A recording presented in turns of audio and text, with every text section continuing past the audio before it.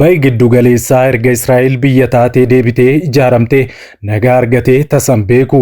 Takkaa biyyoota Arabaa ollaa ishee wajjin jiran takkaa immoo Pershiyaa durii yookaan Meedoon Faaris wajjin walitti bu'iinsa keessaa galteetti. Israa'el kaartaan ishee mandara tokkorraa ka'ee hamma kana kan guddatee waraanaanidha. Israa'el waggaa 2000 erga bittinnooftee bara 1948 deebitee biyya taate. Israa'el jaarraa jalqabaa bara 70 ture. Mootummaan Neeroo mootummaan Xaaliyaanii duguuggaa sanyii Yihuudoota irratti raawwateen kan isheen guutummaatti addunyaa irratti faffacaate. Ergasii waggoota 2000 booda bara 1948tti biyya taatee dachee isheetti deebite. Israa'el biyya taatee utuu hin hundeeffamin dura sanyiin Yihuudoota lafarraa akka hin banneef iddoowwan qubsiifamuu qaban 3 caqafamanii turan. Iddoon jalqabaa Itoophiyaa bulchiinsa naannoo Harar sanyii Yihuudotaa qubachiisuuf yaadni dhiyaate. Lammaffaa irratti biyya Yugaandaa qubsiisuuf dhiyaate. Yihuudoonni qooda lafarraa badan sanyiin isaanii tursiifamuuf biyya akka keessa qubatan lammata irratti caqafamtee Yugaandaa turte. Filannoowwan jalqabaas filannoowwan lammataas lammiileen Yihuudotaa yookaan lammiileen Israa'el garuu hin barbaanne. Sadaffaa irratti garuu dacheedhuma isaanii filatan. Mana isaanii durii waggaa 2000 dura keessa jiraatan Israa'el jechuudha. Dacheen Israa'el waggoota 2000 dura yeroo Yihuudoonni bibittinnaanitti biyyoonni Arabaa ollaa Israa'el ta'an akkasumas lammiileen Filisxeem kan keessa jiraachaa turanidha. Haa ta'u malee waggaa dheeraa kanaa booda Israa'el deebitee biyya taatee achirraa qubsiifamte.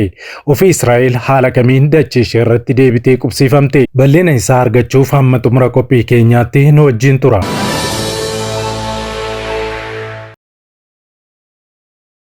Nagaan hunduma keessaniif haa baay'atu. Akkam jirtu daawwattoota keenya. Qophii addaa deebi'ee hundeeffama Israa'el ilaalchisee qindeeffannee qabannee dhiyaanneerraa hamma xumura qophii keenyaatti nu wajjin tura. Yeroo jalqabaaf gara chaanaalii kanaatti kan dabalamtaan subscribe gochuun mallattoo beelii sana fuulduratti isinii dhufu ala tokko tuquun ol kan jettu rakkaadha. Yeroo hundumaa qophiiwwan keenya haaraan wayita gadhiifaman hunduma dursee akka isin qaqqabuuf isin gargaara. Like, share godhaa yaada keessan saanduqa yaada keessatti nu qooda. Kallattiidhaan gara qophii keenyaatti wal wajjin dabarru.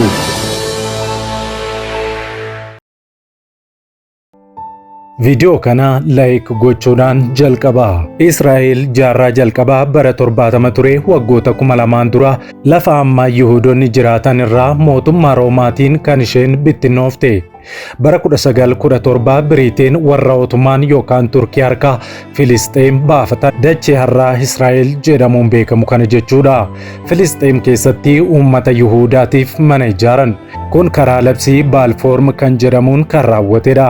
Labsiin Baalfoorm jedhamu kun jechoota 60 qofaan birmadummaa fi walabummaa Yihuudotaa akka mirkaneessee seenaa keessatti beekamaadha.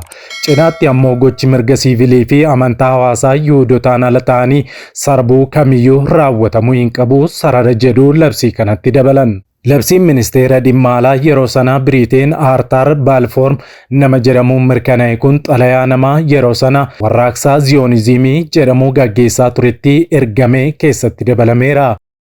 Sochiin Ziyoonizimii yookaan Tsiyoonota hiree murteeffannaan uummata Yihuudaa dachee isaanii galaana Meeditiraaniyaanii irraa kaasee hanga qarqara bahaa laga Yordaanositti jiru keessatti akka mirkanaa'uuf gaggeeffamaa ture. Dacheen sun garuu kan Filisxeem ta'utu mirkanaa'e. Kana jechuun waggoota 2000 oliif lammiilee Filisxeemtu irra jiraate jechuudha. Labsiin kun akka ibsutti mootummaan Biriteen uummanni Yihuudaa dachee Filisxeem keessatti qe'ee ijaarratanii ollaa tokko uummataa jiraachuu akka qaban tumsaa ture.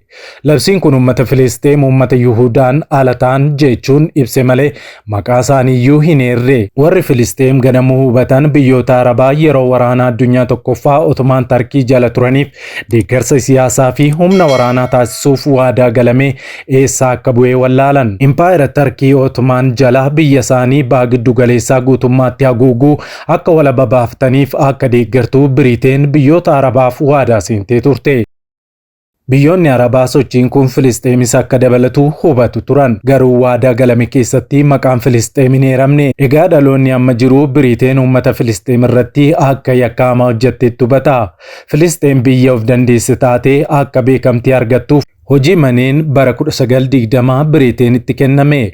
Garuu lakkoofsi Yihuudoota gara Filisxeemitti godaananii jaarraa 19ffaa keessa dabalaa dhufee ture. Bara 1939tti Biriteen lakkoofsi uummata Yihuudaa waggaatti gara Filisxeem godaananii 10,000 akka hin caalle murteessite yoo rakkoo addaa ta'e malees jette. Bara 1940 ajjeechaa suukkanneessaa mootummaa Jarman wayitaa saba Yihuudaa irratti hammaatu baay'inaan gara Filisxeemitti godaanuu eegalan. Yeroo kanatti uummanni Yihuudaa biyya of dandeesse hundeeffachuuf hangaa'ota Biriteenitti boo'uu loluu eegalan. Dubbii wayitaa hammaatu bara 1947 dhaabbatii biyyoota gamtoomanii Filisxeem kan Arabootaa fi kan Yihuudotaa jedhamuun bakka lamatti akka qoodamtu yaada dhiyeessan. Magaalaan Yerusaalemii fi naannawaan ishee ammoo aboo idil addunyaa jalaa akka galtu eeran. Yeroo hawaasii Yihuudotaa Biriteen jalatti abboomaman bara 1948 wayita obbaa'u Israa'el biyya of dandeesse taate United Nationitti dabalamte. Walabummaan Israa'el labsamnaan waraanni yogguu sana eegale. Sababa waraana kanaan lammiileen Filisxeem 10,000 lakkaa'aman qe'ee isaanii irraa ari'ataman. Waraanni Israa'el ifatti yeroo jalqabaaf kan gaggeeffame bara 1948 hanga 1949 ture. Booda waliigaltee dhukaasa dhaabuu irra ga'ameen Israa'el lafa United Nation qoodeef caalaa fudhatte, lixa Yerusaalemis dabalatte. Yordaanos ammoo West Baankii fi baha Yerusaalem yoo qabattu Masir Gaazaa fudhatte. Filisxeemota yeroo sanaa miliyoona 1.2 ta'an keessaa 750,000 kan caalan dhiibamanii qe'ee isaanii irraa ari'aman. Bara 1949 hanga 1960 keessatti baqattoonni Yihuudaa fi godaantonni biyyoota Arabaa kaan miliyoona 1 ol ta'an akkasumas Yihuudoonni haleellaa mootummaa Jarmanii baqatan 250,000 ta'an Israa'el qubatan. Israa'el erga walabummaa ishee labsattee gadi hin teenye qaamaan Araboota gidduu hojiidhaan biyya lixaa jirti. Bara 1956 fi 1957 Biriteenii fi Faransaayitti hidhattee Masir weeraruuf kaate. Kaayyoon ishee bo'oo Siwiiz doonii isheef banuu fi Filisxeemonni karaa gammoojjii Sinaay akka haleellaa irratti hin raawwanne gochuudha. Baruma kana keessaa United Nation gidduu galuun Gaazaa fi Sinaayitti daangaa godhe. Dooniiwwan Israa'el karaa bo'oo Siwiiz seenuu eegalan. Kun otoo kanaan jiru bara 1966 keessaa wayita Firaans Israa'eliif meeshaa waraanaa dhiyeessuu dhaabduu Ameerikaan ammoo hedduminaan itti gurguruu eegalte. Kun Israa'eliif humna guddaa waan ta'eef lola biraa eegalte. Masir tumsaa biyyoota lixaan olaantummaa fi milkaa'ina Israa'el argattee tole jettee hin fudhanne. Daangaa United Nations Sinaay keessatti daangessee cabsitee seenuun dooniiwwan Israa'el ulaa jiran cufuu fi qoccoluu itti fuftee Masir yookaan Gibxiin. Kanaaf kan Israa'el bara 1967 haleellaa tasaa Gibxii irratti bante. Siiriyaa fi Joordaanis waraana sanatti makaman. Waraana guyyaa 6 ture kanaan Israa'el injifannoo argatte. Yerusaalem bahaa guutummaa West Bank, Gaazaa, gaarreen Golaanii fi gammoojjii Sinaay walitti qabdee fudhatte. Waggoota itti aanan iddoowwan kunneen keessatti qubsumni Yihuudotaa ni heddummate. Waraana bara 1967 sanaa booda Israa'el kaartaa baha giddu galeessaa akka haaraa fi isheef tolutti tolfatte. Bara 1973 Gibxii fi Siriyaan qindoomuun Israa'eloota Sinaay fi Golaan Haayit weeraranii jiran dagachiisanii haleelan. Lolli kun waraana Yom Kippur yookaan ammoo waraana onkololeessaa jedhamee beekama. Israa'el erga miidhaa hamaa dhamnamtee booda of barte. Osoo hin qophaa'in waraana eessaa dhufeensaa hin beekamne keessa seente. Adda waraanaa lamaan ofirraa qolachuuttis gadi teesse. Humnoonni Israa'el Sududaan gurmaa'uu eegalan. Osoomaa ofirraa qolatanii bakka qabatan. Garuu inni haala salphaan waraana 1967 irratti injifatan seenaa ta'ee hafe. 1973 irratti injifannoo hin arganne. Gama dippiloomaasiitiinis yoo ilaalle Masir dhiibbaa Yuuniyeenii Sooviyetii jalaa ba'uun Ameerikaatti michoomte. Dhumarratti gammoojjii Siinaa deebifattee garuu adeemsa dippiloomaasiin argatte malee waraanaan miti. Bara 1977 sadaasa keessaa pireezidaantiin Masir Yerusaalem daawwachuun sochii dippiloomaasii eegalan. Boodarraa Masir Siinaay deebifachuun Israa'el biyya ta'uuf beekamtii akka kennitu waliigaltee mallattaa'e. Waliigalteen Israa'el fi Masir gidduutti bara 1978 mallattaa'e kun waliigaltee Kaamp Deevid jedhama. Dhibdeen Israa'el biraan Liibaanon waliin bara 1982 Israa'el hoogganaa dhaabbata bilisummaa Filisxeem PLO jedhamu adamsuuf Liibaanon weerarte. Sababni ammoo gareen Filisxeem muraasni Londanitti ambaasaaddara Israa'el irratti yaalii ajjeechaa raawwachuudhaani. Kana hordofee mooraa baqattoota Filisxeem Beirut keessa jiran Sabraa fi Shaatlaa jedhaman keessatti Filisxeemonni jumlaadhaan ajjeefaman. Kan ajjeese ammoo Yihuudoota Israa'el turan. Waxabajjii 1985 Israa'el humna ishee Libaanan keessaa baaste, garuu daangaarra qubachiifte. Fincila Arabaa inni jalqabaa bara 1987 eegale. Mudde keessaa fincilli Intifaadaa jedhamu iddoowwan Israa'elootaan qabamanitti eegale. Kun ka'umsa hundeeffama Hamaas ta'ee Hamaas osoo baay'een turin Israa'el irratti haleellaa sukkanneessaa geggeessuu eegale. Bara 1991 amajjii keessaa Iraaq waraana kana keessatti hirmaate. Waraana galoo galaanaas jedhame. Iraaq waraanichi sadarkaa naannawaa baha giddu galeessaatti akka guddatu feeti. Israa'el garuu ajajaa Ameerikaatiin deebii kennuurraa of qusatte. Iraaq misaa'ilota 39 Israa'el irratti dhukaaste. Onkoloolessa keessa Ameerikaa fi Sooviyeet waliin ta'uun erga bara 1949 yeroo jalqabaaf Israa'el Libaanan, Sooriyaa, Joordaanii fi Filisxiin magaalaa Maadiriiditti walitti fiduun haala hariiroo isaanii fooyyessan irratti mari'achiisan. Bara 1992 paartiin Laaboor wayita aangootti deebi'u ministeerri muummee Israa'el Yishaaq Raabiin sagantaa qobsumaa babal'ifannaa akka dhaabbatu gochuudhaan paartii warra Filisxeen PLO jedhaman waliin dubbachuu eegalan. Raabiinii fi dureen PLO Yaasiin Arafaat waliigaltee walabummaa Filisxeen mirkaneessuu akeekee fi warraaqsa jalqabaa intifaadaa goolabuu Osloottis mallatteessan. Waliigalteen bara 1993 mallattaa'e kun waliigaltee Oslo Declaration jedhama. Garuu gareen Filisxeem waliigaltee Osloo kana hin fudhanne, mormii isaaniis itti fufan. Israa'el bara 1994 caamsaa hanga adoolessaatti lafa Gaazaa fi West Bank gara caalu gadhiistee baate. Kun ammoo Yaasiir Arafaat magaalaa Tuuniis irraa biyya galuun bulchiinsa biyyaalessaa Filisxeem akka hundeessuu karaa saaqe.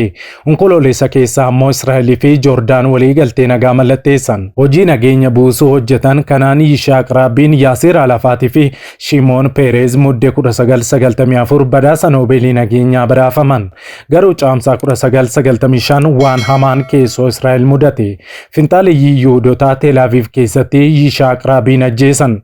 Wayita kana Shimoon Peerez aangoo ministeera muummee qabatan. Baay'ee osoo hin turin paartiin Liikuid Benjaamin Naataaniyaahuun durfamu aangootti deebi'e. Bara 1999 mootummaan qindoominaa paartii Loober Ehud Baaraak jedhamu jalatti buluu aangoo qabatee Filisxeemii fi Sooriyaa waliin marii nagaa akka itti fufuu waadaa gale. Muddee 2008 Israa'el fi Hamaas gidduutti lola hamaatu ture. Israa'el ji'a guutuu duula Gaazaa weeraruu gaggeessite. Israa'el Gaazaa cufattee weerara gaggeessuun biyyoota Arabaa guddoo dheekkamsiise. Guraandhala 2009 paartiin Benjaamin Naataaniyaahu paartiin muummicha ministeeraa Israa'el amma aangoorra jiru jechuudha filannoo mo'achuun erga mootummaa ummatee qubsuma Yihuudootaa babal'isuu itti fufe. Gaazaa keessatti walitti bu'insi yeroo hunda jira. Bara 2012 garuu Israa'el loltoota ishee bobbaasuun torban tokkoof Hamaas irratti opereeshinii waraanaa geggeessite. Dhimmi qubsuma Israa'el Gaazaa keessatti geggeessitu dhaabbata biyyoota gamtoomaniin fudhatamaa hin arganne. Muddee 2016 Israa'el biyyoota 12 seera faallaa ijaarsa qubattoota Yihuudaa Gaazaa fi West Bank keessatti geggeessitu deeggaran waliin akka hin hojjenne ibsite. Paarlaamaan Israa'el bara 2017 ji'a gurraandhalaa keessa West Bank keessatti dachee Filisxeem irraa uummata Yihuudaa qubsiisuuf labsii baase. Hojiin Yihuudoota qubsiisuu waggaa 25f turus bara sana waxabajjii keessa eegale. Muddee 2017 pireezidaantiin duraanii Ameerikaa Doonaald Tiraamp wayita aangoo qabatu Yerusaalem magaalaa Israa'el ta'uu isheef beekamtii kenne. Kun biyyoota Arabaa fi biyyoota lixaa michoowwan Ameerikaa ta'an hedduu dallansiise. Bara 2018 ji'a sadaasaa keessa Misir United Nation waliin ta'uun waliigaltee nukaasa dhaabuu yeroo dheeraaf Israa'el fi Hamaas gidduutti akka mallattaa'u dhiibbaa guddaa uumanis hin milkoofne. Waggaa isaatti ammoo Ameerikaan qubsumni Israa'el West Bank keessa jiru seeraan ala kan jedhamu akka hin fudhanne ifatti dubbatte. Kun osoo kanaan jiru lolli hamaan Israa'el fi Filisxeem bara 2021 dho'ee addunyaa yaaddesse. Haleellaa Israa'el guyyaa 11f walitti aansuun gaggeessiteen namoonni 250 caalan du'anii manneen daldalaa 1000 caalan barbadaa'an. Lolli kun jaarsummaa Misiriin tasgabbaa'us ergasii haleellaan qilleensaa fi walitti dhukaasuun karaa lafoo geggeeffameen dhaabbanne.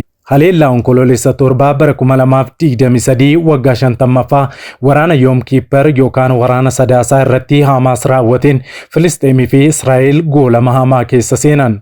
Addunyaa irratti biyya akka Israa'el lakkoofsa uummataa Yihuudaa hedduu qabdu hin jirtu. Waggoota 50 darbaniif qubsuma West Baankii fi Baha Yerusaalemitti ijaarte keessaa yeroo ammaa Yihuudoota 600 caalantu jiraatu. Seera idil addunyaatiin qubsumni kun seeraan ala. Kana jechuun lammiileen Israa'el kunneen seeraan ala qubatanii jiru jechuudha. Israa'el garuu kana fudhattee hin beektu, fudhachuus hin feetu. Walumaa galatti egereen lammiilee Filisxeem waa'een qubattoonni Yihuudaa West Baankii keessaa kaafamu, waa'een Yerusaalem hundaan ol ammoo waa'een Filisxeem biyya of dandeesse ta'uu madda qoccoolloo ijoodha. Bal'ina lafaa kiiloomeetira iskeerii 20,770 kan qabdu Israa'el biyyoota Arabaa kanneen akka Masir, Joordaan, Siiriyaadhaan marfamtee handaara galaana Meditiraaniyaanitti argamti. Magaalaa guddoon ishee Yerusaalem ta'uu himatti. Garuu kan beekamtii idil addunyaa kenneef muraasa. Uummanni Israa'el miiliyoona 11 ta'an afaan Ibroo irratti dabalataan afaan Arabaas ni dubbatu. Uummanni Israa'el kun leenjii waraanaa kan fudhatanidha. Xumura irrattis Israa'el biyya taatee erga hundooftee as biyyoonni baay'een beekamtii dhoowwataniiru.